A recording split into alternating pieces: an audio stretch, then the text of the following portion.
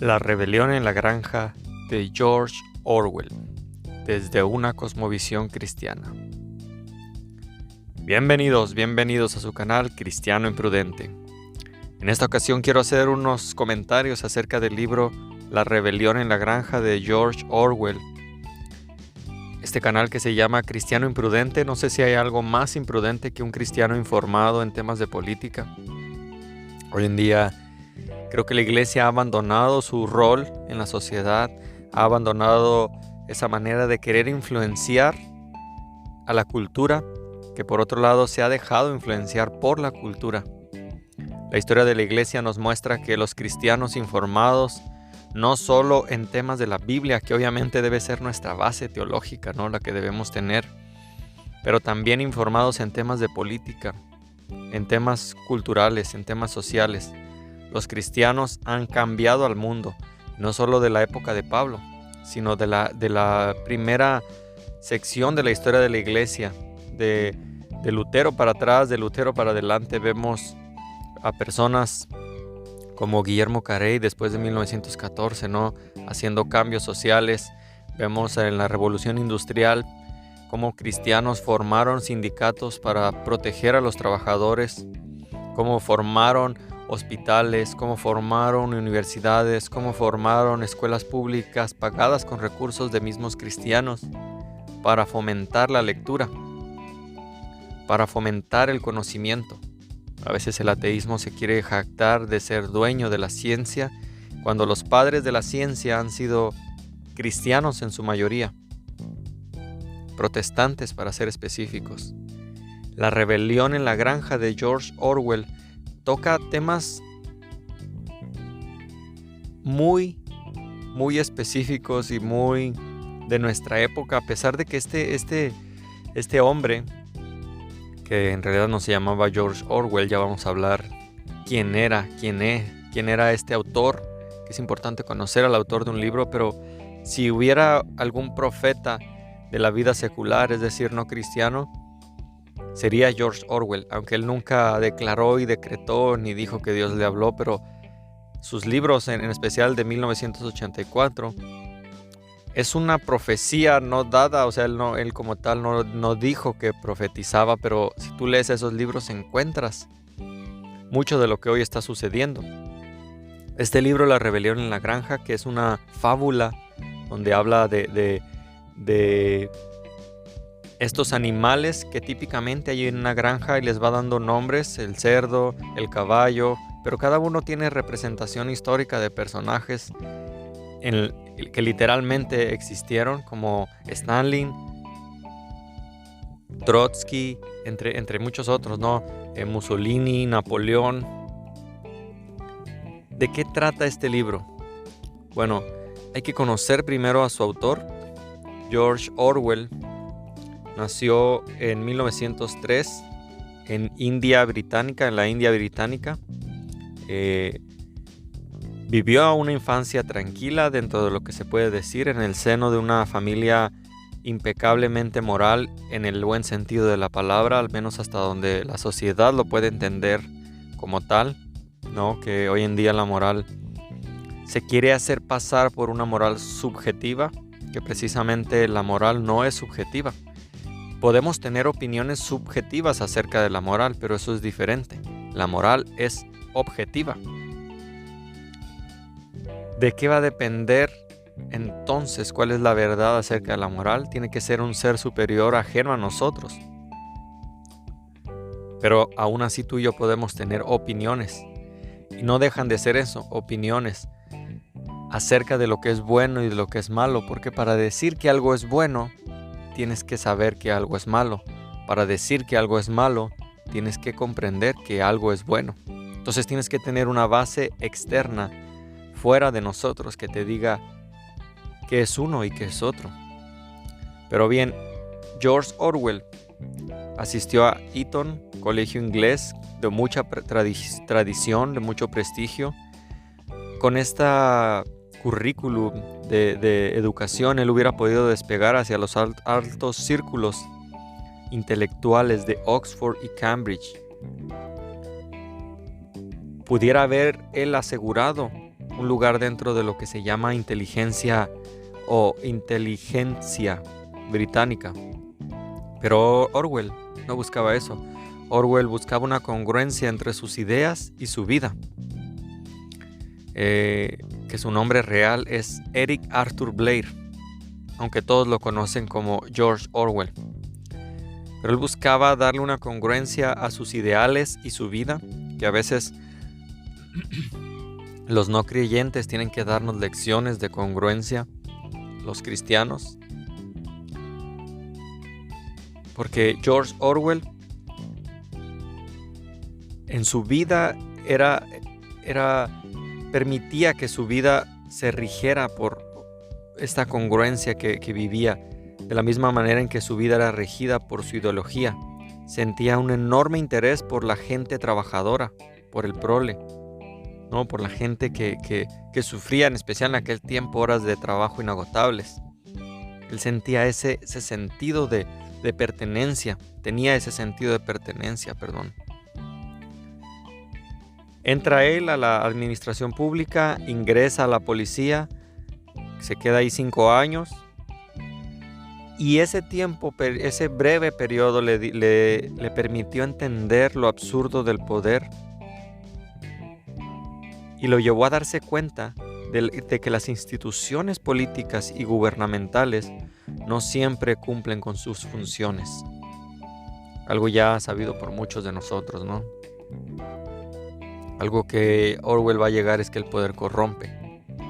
Ahí discreparía con él, ¿no? No todos se corrompen, pero la historia nos muestra muchos casos de personas que llegan a corromperse estando en el poder.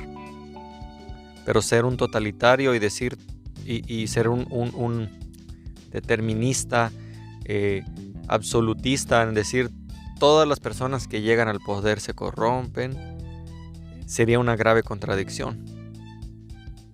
Pudiéramos afirmar que la gran mayoría de las personas que llegan al poder se corrompen. Eso sí sería una afirmación más acertada. Pero bueno, él, por esta manera de vivir, este lugar al que él llega, a la policía, al darse cuenta de todo esto, escribe varios ensayos. Uno de ellos, un ahorcamiento. Y también escribe disparándole a un elefante. De ahí, en 1929, viaja a París como lavaplatos y peón de cocina. Esto lo ayuda a tener experiencias memorables que le permiten ver la otra cara de la moneda, la del grupo reprimido, el grupo oprimido, que lo lleva a escribir 2 obras más: el ensayo de Cómo mueren los pobres y el relato de Down and Out en París. Su estancia en un hospital de caridad a causa de una neumonía lo lleva también a ver esa parte, esos necesitados que nadie ayuda. Hablando del contexto en México, al poder hoy le cala en las entrañas ver a un presidente que ayuda a los necesitados y que se preocupa genuinamente por los pobres y los desvalidos. Es importante entender nuestra historia para ver nuestro presente y para ver nuestro futuro también. Un pueblo ignorante es un pueblo que puede ser sometido y engañado, que precisamente Orwell habla mucho de esto y habla de cómo los medios, fíjate, ni siquiera existía el internet en su tiempo, pero él habla de cómo los medios y los periodistas hablan y afirman cosas para desinformar, basados únicamente en quién está en el poder. Y si estas personas que están en el poder son, por así decirlo, amigables con ellos, es decir, si les pasan algún moche, si les ayudan en sus campañas, es una simbiosis entre el poder, entre lo que en México conocemos como la mafia del poder, que por mucho tiempo se criticó al presidente, ¿no? de inventar conspiraciones, pero hoy en día en México estamos viendo que esta mafia hoy está pidiendo a gritos porque sus privilegios se terminaron y porque está demostrándole al pueblo de México que se puede ayudar a los pobres sin encarecer, sin endeudar al mismo pueblo mexicano. Pero bueno, George Orwell Continúa en esta estancia del Hospital de Caridad. De regreso a Londres trabaja como maestro de escuela y en una librería vive en pequeños suburbios, en pensiones de familias obreras. Todo esto le lleva a formar un criterio más amplio, una experiencia. Todo esto con el afán de experimentar en carne propia el dominio que él critica del imperialismo. El imperialismo que ejercía un poder sobre el hombre. Quería ser parte de los oprimidos, Orwell, para unirse a ellos contra los tiranos. El neoliberalismo, ya me estoy trabando con este frío que está haciendo aquí, que vivimos en México por muchos años, donde el poder pues creyó que jamás iba a poder bajarse de esa silla, donde hoy tenemos en la historia de México, al menos voy a hablar mucho, hacer referencia a México porque es el contexto que más conozco, ¿no? Pudiera hablar de Europa, de lo que leo en libros, pero la empiria, la experiencia y corta experiencia que tengo por el paso de este mundo me lleva a hacer estos comentarios acerca de México, porque pues soy mexicano. Entonces, al menos en México, como decía, la mayoría de los que llegaban al poder jamás habían vivido entre el pueblo, jamás habían sido pueblo, no habían trabajado en fábricas, no habían convivido con ellos, no habían comido con ellos. Últimamente, candidatos como Ricardo Anaya que se dan baños de pueblo, precisamente por eso, porque ven que en el líder actual que tenemos le funcionó. Pero la historia no la podemos cambiar. Y solo son engañados los que quieren ser engañados, ¿no? Orwell también había visto esto. Orwell había visto que tenía que entender al pueblo. Y para entender al pueblo tenía que estar entre el pueblo, para conocer sus dolores. Lo que hoy en día conocemos como whitexicans, que hacen pasar una falsa humildad, un falso amor al pueblo, un falso amor a los pobres, simplemente para sentirse mejores que ellos. Esta identificación con la clase proletariada, con la clase del proletariado, queda plasmada en toda la obra de Orwell. Vas a encontrar vivencias propias del autor. Después de la Guerra Civil Española, Orwell deja la crítica social para escribir crítica política, y aquí es donde se pone cada vez más interesante. El cristiano debe estar enterado de lo que pasa en su entorno. En México vivimos días históricos. Jamás al pueblo se le habían hecho tantas consultas. Jamás al pueblo se le había considerado tanto como lo es ahora, al menos en México. ¿Y qué hacen los cristianos? Se quedan en sus casas en vez de salir a votar. Si estás de acuerdo o no con el presidente, debes salir a votar. Es tu deber civil, es tu deber también como cristiano. Enterarte de las propuestas. Estás dejando elegir a otros por ti. Dado el alto nivel de compromiso de Orwell con la causa social, él se siente obligado a participar activamente en el conflicto armado. Orwell viaja a España y se enrola en la milicia anarquista. Se alista en la 29 División del Partido Obrero de Unificación Marxista, el POUM, bajo el nombre de Eric Blair. Ahí continúa, pasa más de 115 días en el frente y por poco pierde la vida luego de que una bala atraviesa su cuello. En los días consecutivos en el POUM, es decir, el Partido Obrero de Unificación Marxista, fue declarado ilegal y Orwell pasó de héroe a fugitivo, es decir, al mismo partido para el cual estaba defendiendo o luchando, lo considera ahora un fugitivo. Y esto es lo que pasa con las dictaduras. Es una de las marcas, ¿no? Que esta fábula de la granja, que ya vamos a ir hablando poco a poco de estos personajes y de cómo inicia toda esta narrativa. Pero básicamente te voy a arruinar la película porque Orwell llega a una declaración total de que Los oprimidos necesitan un líder y ese líder se disfraza como oprimido, pero en realidad es parte de los mismos opresores. A fin de cuentas, lo que quería era poder y poder engañando a los ignorantes. En este caso al burro, que es uno que menciona ahí, una persona negativa que para todo dice que no, todo está mal, no propone, pero no estudia, sin embargo se deja manipular por el líder, que en este caso es el cerdo mayor, que ya va a hablar más adelante. Es interesante la manera en que lo maneja Orwell.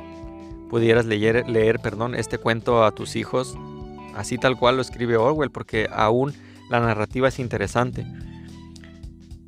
Orwell regresa a Londres, se dedica a escribir libros sobre lo que para él significaron los sistemas totalitarios. El totalitarismo tiene varias características. Una de ellas pues es que no consulta a las personas, no hay democracia, no se le permite al pueblo participar, pues es una dictadura, ¿no? Total. El ejército está en las calles para reprender a todo aquel que no esté de acuerdo, no hay libertad de expresión. Entonces Orwell se dedica a escribir escribir temas que para él significaron en su momento sistemas totalitarios y sus métodos de manipulación en masa. ¿No estás seguro que nos quieren manipular en masa? Bueno, checa Netflix, checa su ideología, checa las revistas, todo lo que apunta a la manipulación y el cambio del lenguaje, la distorsión del lenguaje, que Orwell también va a hablar, que hay que cambiar el lenguaje para engañar a las masas. Orwell va a criticar a los líderes corruptos y corruptores de mentes. La corrupción, que es uno de los más grandes males en nuestro país, y lo está demostrando el presidente al quitarle privilegios a los corruptos, al quitarle salarios súper excedidos que tenían, a desviaciones de recursos, y está comprando refinerías y está haciendo ferrocarriles y está ayudando a los pobres con ese dinero que se burlaban de él y que decían, ¿de dónde vas a sacar para hacer todo eso que prometes a la gente? Y él respondía, acabando con la corrupción. Yo recuerdo yo no lo llamaría periodista, pero a este actor llamado Carlos Loret de Mola, que se burlaba de él cuando respondía que acabando con la corrupción. Bueno, está demostrando que la corrupción es un gran paso para ayudar al pueblo mexicano, acabar con la corrupción.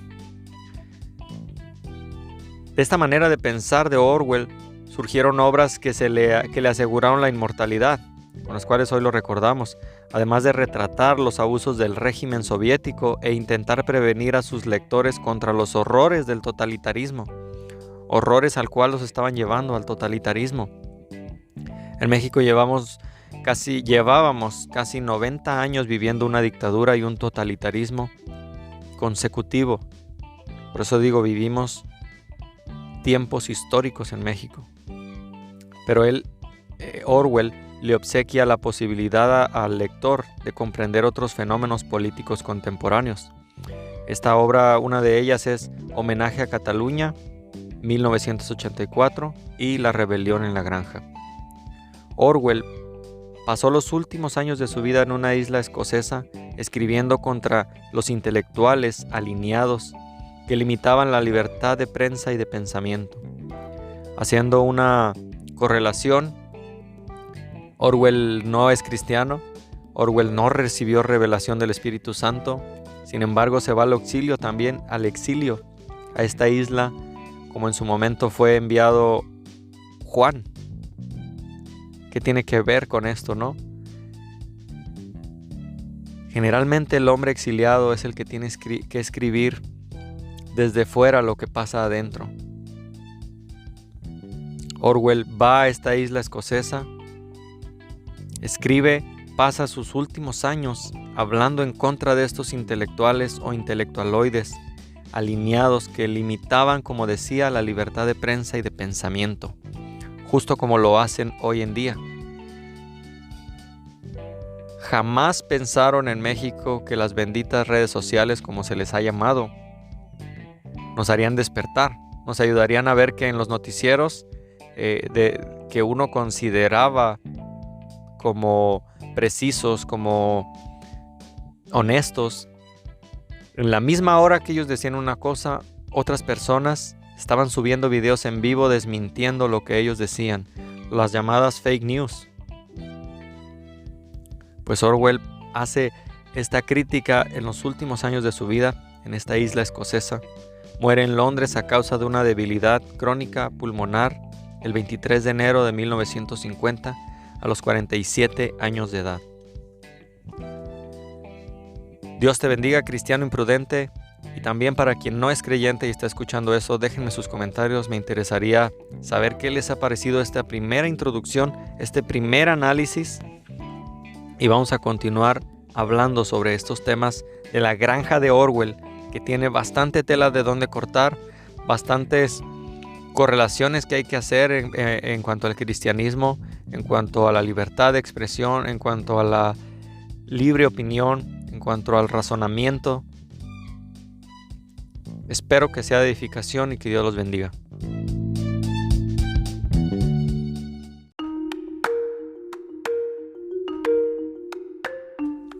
La rebelión en la granja de George Orwell, desde una cosmovisión cristiana en México. Bienvenidos a su canal Cristiano Imprudente. Vamos a continuar con esta interesante historia que nos presenta George Orwell de la rebelión en la granja. Dimos un preámbulo, ni siquiera hemos empezado a leer como tal o a hablar sobre esta lectura del libro, esta historia, esta fábula que relata George Orwell. La primera sección hablamos quién era precisamente el autor de este libro, La rebelión en la granja, que es una radiografía del poder que ya habíamos venido hablando. Habla acerca de política. Es una fábula de la Revolución Rusa. Él usa esta caricaturización, esta fábula para hablar de la Revolución Rusa. Habla también de la corrupción de un ideal, que vamos a hablar, el cerdo mayor que tenía buenos ideales, pero más tarde viene a corromperse. Habla de la muerte de una utopía. Este autor que es acusado de tener una visión fatalista, porque se le puede acusar de eso, de ser fatalista, pero no lo habla desde una perspectiva de fuera, sino que el autor vivió el terror de la Guerra Civil Española. George Orwell vivió este terror, que fue considerada por muchos la antesala del Holocausto de la Segunda Guerra Mundial. La historia de George Orwell va a comenzar cuando el viejo mayor, que viene a representar el cerdo más estimado en la granja, que ya desde aquí usa una analogía muy fuerte, ¿no? Ya este cerdo mayor que todos lo tienen en alta estima. Este cerdo mayor decide contarle a todos los demás animales el sueño que él ha tenido, y les ofrece esta utopía de cómo sería la tierra si el hombre fuera proscrito. Es decir, saquemos al hombre. En sus palabras de George Orwell, la vida animal era solo miseria, solo esclavitud. Este cerdo mayor les retrata a los demás animales que la vida animal te trata solamente de miseria y esclavitud. Entonces era necesaria indudablemente una rebelión inminente tenía que levantarse, que los libraría del único ser que consume sin producir, como lo llama el libro, que era el hombre, que va a representar al zar de aquel tiempo. El hombre no literalmente hablando de la raza humana, sino que el hombre en este libro específicamente habla del zar, que los oprimía en aquel tiempo. Entonces, esta rebelión inminente, permanentemente, que los libraría del único ser que consume sin producir. Este único ser que consume sin producir es dueño y señor de todos los animales. quienes deberían ser propietarios de la tierra, ya que son los que la trabajan, ¿no? Como, no sé, Emiliano Zapata en México, ¿dónde sacó esta frase? No sé si la leyó, pero es muy conocida en México: la tierra es de quien la trabaja. Pues eso les quería vender el cerdo mayor. Ahorita no estoy tomando una postura de decir si esta frase de la tierra es de quien la trabaja es una frase correcta o incorrecta. Simplemente hago la analogía que el cerdo mayor los atraía y los embaucaba por medio de hacerles creer que si derrocaban al hombre, que era el mayor problema de ellos, pues todos sus problemas se iban a terminar. Quería devolverles la tierra a ellos. Entonces, Orwell habla de esta distorsión del lenguaje, donde el cerdo mayor exhorta a los demás animales a que jamás deben parecerse al hombre, jamás deben adoptar sus usos y costumbres del hombre. Sobre todo, a considerar enemigo a todo aquel ser que se moviera en dos pies. Vea, da una característica específica.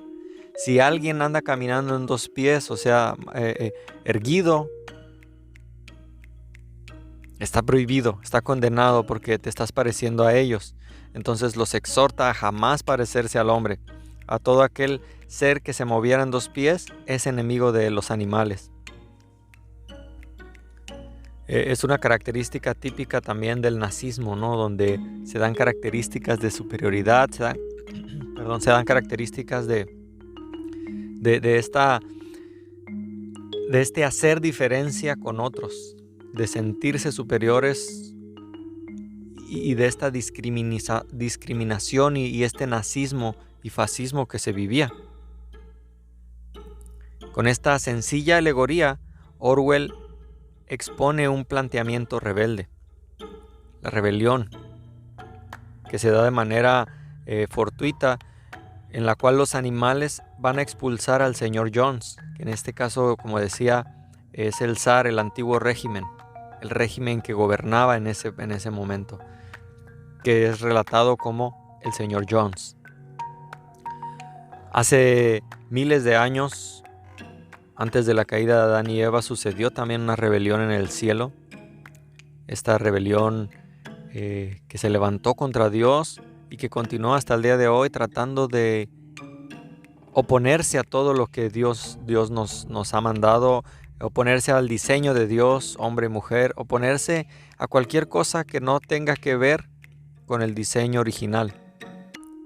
Es decir, a no parecerse a nada que camine en dos pies. Aunque aquí los dos pies retratan al señor Jones, en la rebelión que Satanás dirigió, lo que quería precisamente era distorsionar el lenguaje, como lo sigue haciendo hoy en día el enemigo. Pero Orwell continúa y en esta historia nos habla que este señor Jones, que debía ser derrocado para dar paso a que los animales fueran dueños de la granja. Ahora los animales le cambian el nombre a este reino, le llaman la granja animal. Ya no era la granja del señor Jones, ahora era la granja animal.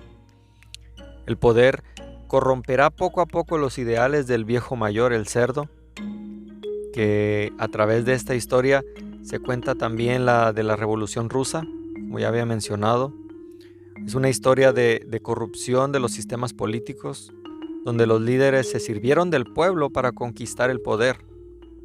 Cuando en la antigua República Romana era un estándar que las personas sirvieran al pueblo, no servirse del pueblo, pero desde aquel entonces vemos cómo la mayoría de los gobernantes buscaban desfalcar, buscaban repartir y hacer tratos con personas. Lo vivimos y lo podemos palpar en nuestra historia actual en México, como distintos presidentes, distintos gobernadores hacían pactos con transnacionales, hacían pactos con el narcotráfico, con tal de llenar sus arcas y llevarse lo que podían.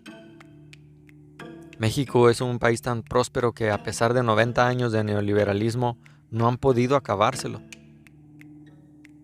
Pero bien, estos líderes de la historia que se sirvieron de esta historia de Orwell, se sirvieron del pueblo para conquistar el poder y poco a poco aumentaron el abuso de la gente hasta llegar al punto en que las condiciones de vida eran incluso peores que antes de esa rebelión. Pero esta ventana de la que se habla también, que ir poco a poco cambiando, ir poco a poco haciendo que algo no se vea tan drásticamente diferente, al grado de que la persona o la sociedad ya lo ven como algo normal. Por mucho tiempo en México llegamos a ver la corrupción como algo normal. Es incluso aceptable, es decir, bueno, él llegó hasta ese lugar y es correcto, claro, que reparta dinero, claro, porque si a los de arriba les llueve, a los de abajo nos llovizna, entonces algo nos puede caer. Ese era el pensamiento neoliberalista de la sociedad en general hasta hace poco tiempo.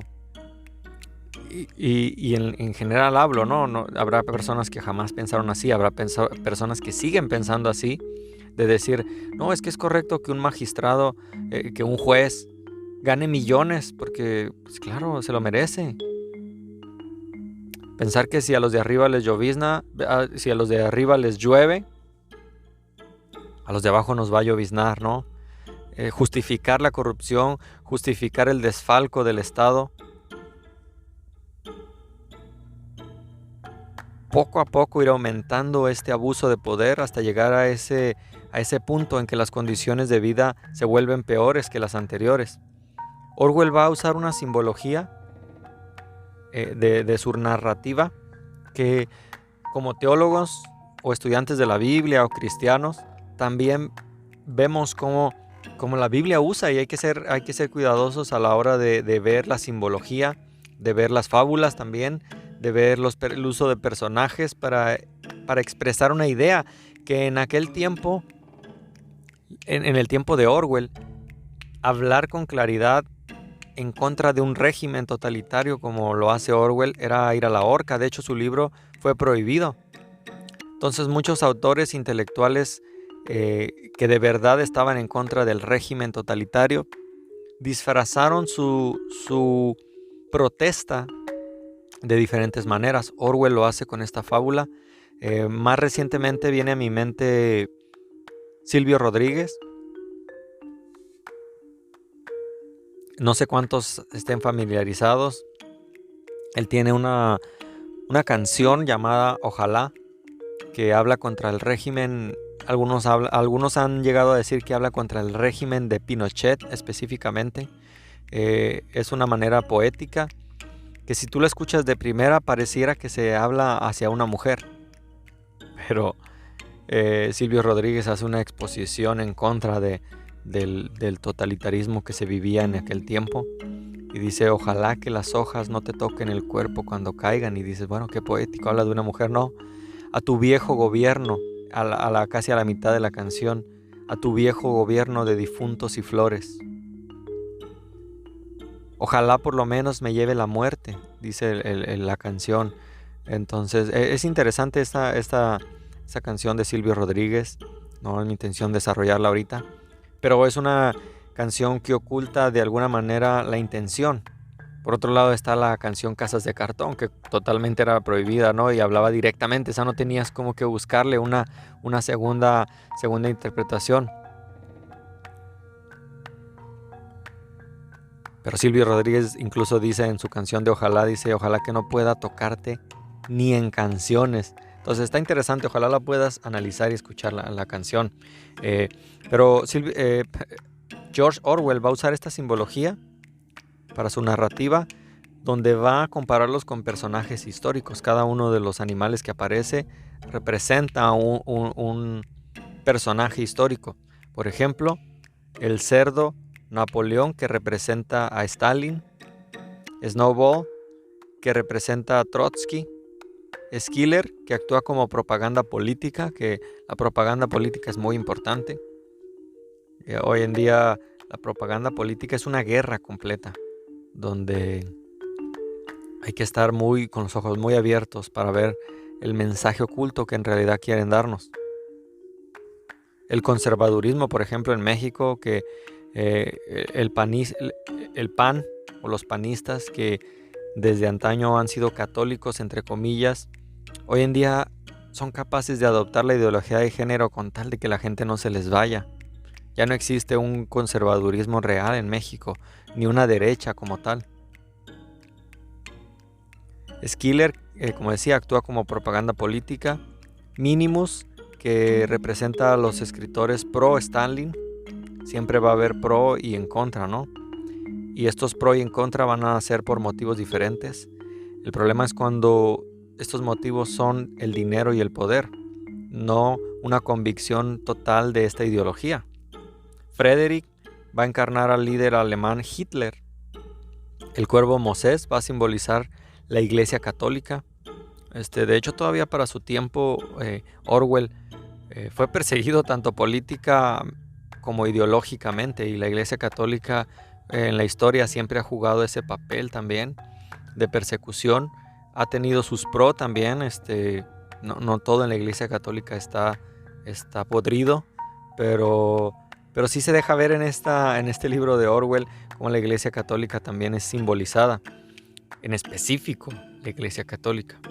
Entonces, el cuervo Moses, como mencionaba, va a representar a este poder religioso, en específico a la Iglesia Católica, y su ideal de que tras una vida de trabajo se puede alcanzar el Edén, el monte azúcar que va a mencionar.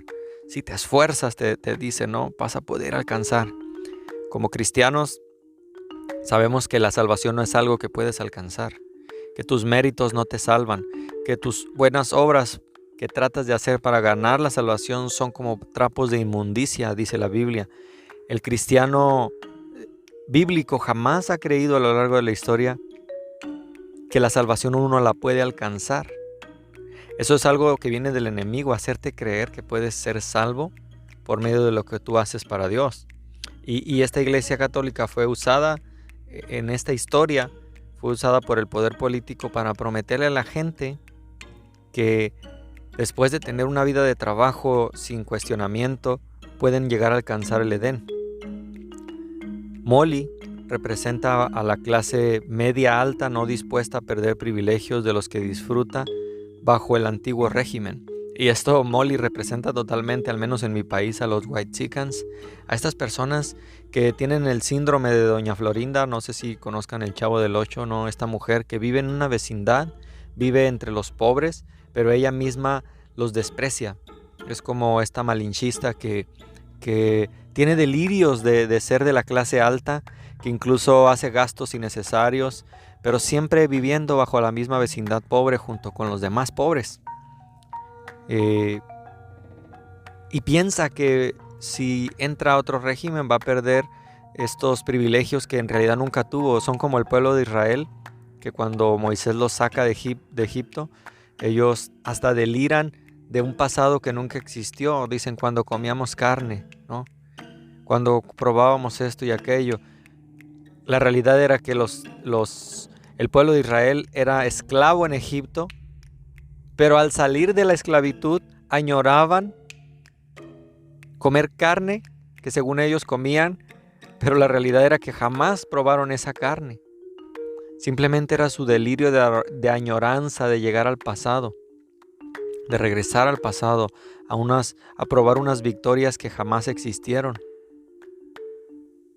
Así es el neoliberalismo, y así es estas fifis que se les conoce en México, que tienen este síndrome de Doña Florinda, esta manera de añorar una riqueza que nunca tuvieron, de defender un poder que jamás han degustado. Vamos a hablar más adelante de Molly. Ya me estoy exaltando con este personaje Molly, que de hecho cumplían con este tipo de personas como es Molly, cumplían con la misma función que la propaganda enviada a países extranjeros. Otro personaje como tal, no sé si pudiera llamarlo personaje porque no tiene vida, es el molino de viento, que va a tomar un papel muy relacionado con la buscada y añorada industrialización rusa. El molino de viento va a representar a la industrialización rusa que se buscaba.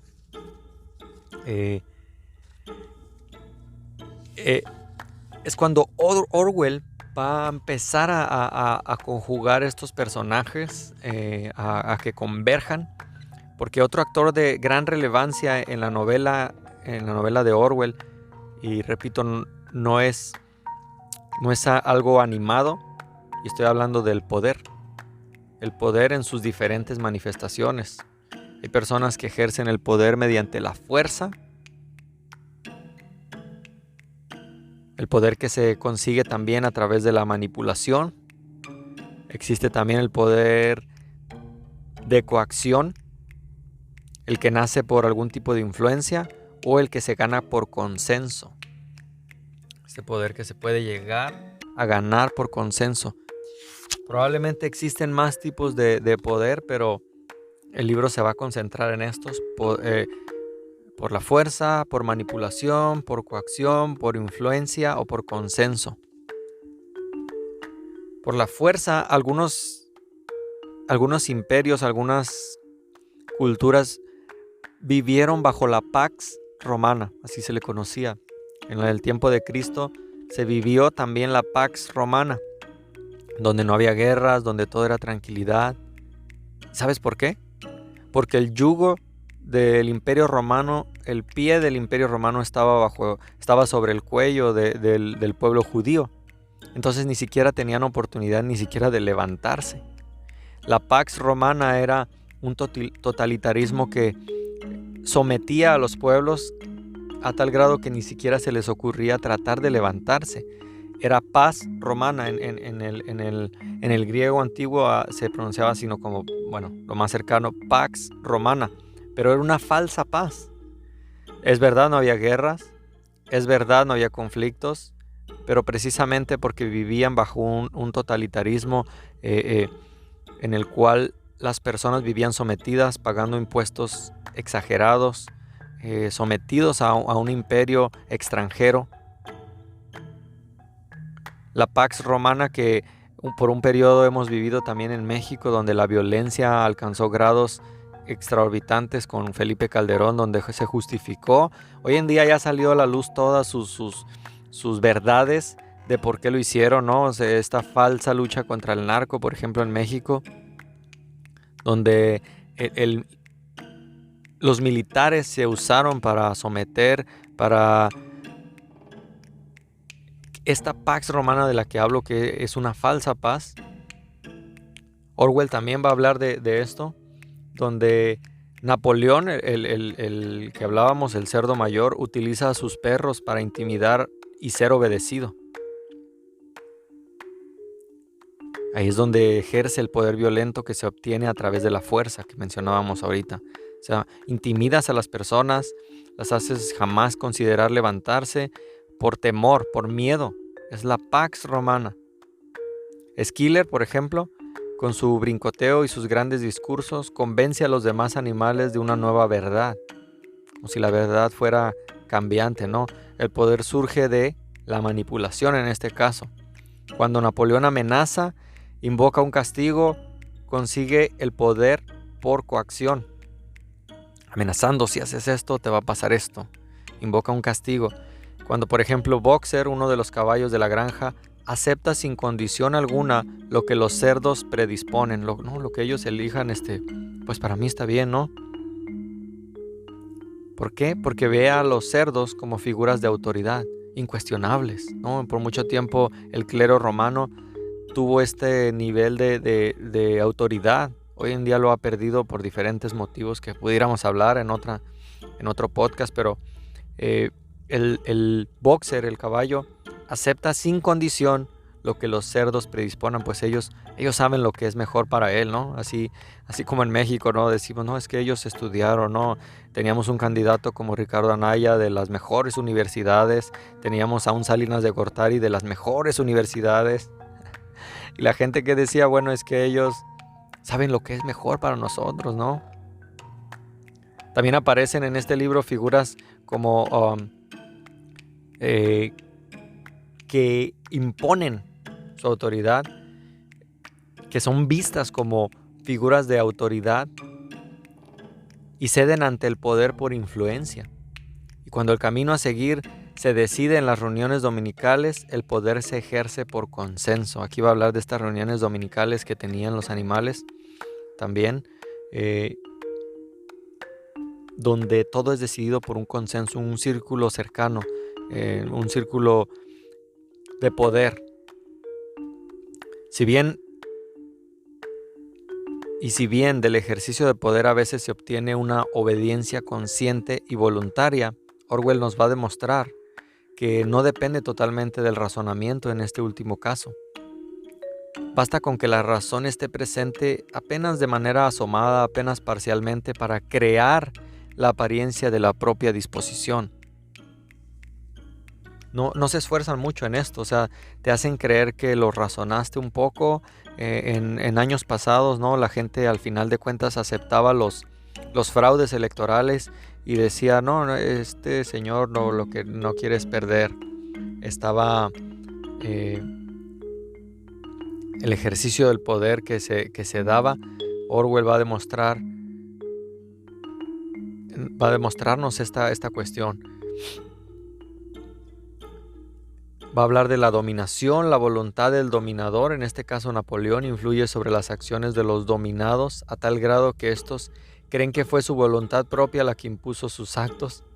La rebelión de la granja, la realidad se distorsiona mediante la imposición de fuerza, durante también el uso de propaganda, de discursos, alteración de estadísticas, algo que sucede, no se parece nada, ¿verdad?, a lo que vivimos hoy en día. Esta alteración de alterar datos, estadísticas, propaganda, donde el cerdo mayor ofrece unos mandamientos utópicos que son desvirtuados poco a poco, cambiados a favor de los cerdos de la clase dominante. Como se dice, la ley es como el cuchillo, no ofende al que lo maneja, ¿no? Nos tratan de engañar por medio de esto. Los cerdos terminan en esta historia, adelantándote, los cerdos terminan caminando en dos patas, algo que ellos prohibieron, ¿no? Confundiéndose con los propios humanos. Los animales ya ni sabían quién era animal, quién era persona, y abrazan las peores costumbres de los hombres. Los demás animales no son capaces de dar cuenta de cómo fueron arrastrados hasta este régimen totalitario. Los sacaron de un régimen para llegar a otro. Se abre una brecha entre ellos, un abismo, el abismo de la avaricia, del deseo del poder absoluto. En este relato resultan notorias las coincidencias con la Rusia de Stalin, lo que le valió a Orwell y a su novela la censura total y la desaprobación de la prensa por ser políticamente incorrecto, y de algunos intelectuales de aquella época, obviamente los intelectuales vendidos que estaban comprados por este mismo poder. Orwell va a caricaturizar esta rebelión, esta revolución, esta dictadura y este sistema totalitario. La rebelión en la granja, una tristeza se ancla en el lector, la tristeza que nace de saber que Orwell no solo caricaturizó el pasado, sino también el presente, en palabras escritas de Luca Malena. Dios te bendiga, cristiano imprudente. Ojalá que este podcast te sea de bendición, y si no eres creyente también, déjame tus comentarios. Dios los bendiga.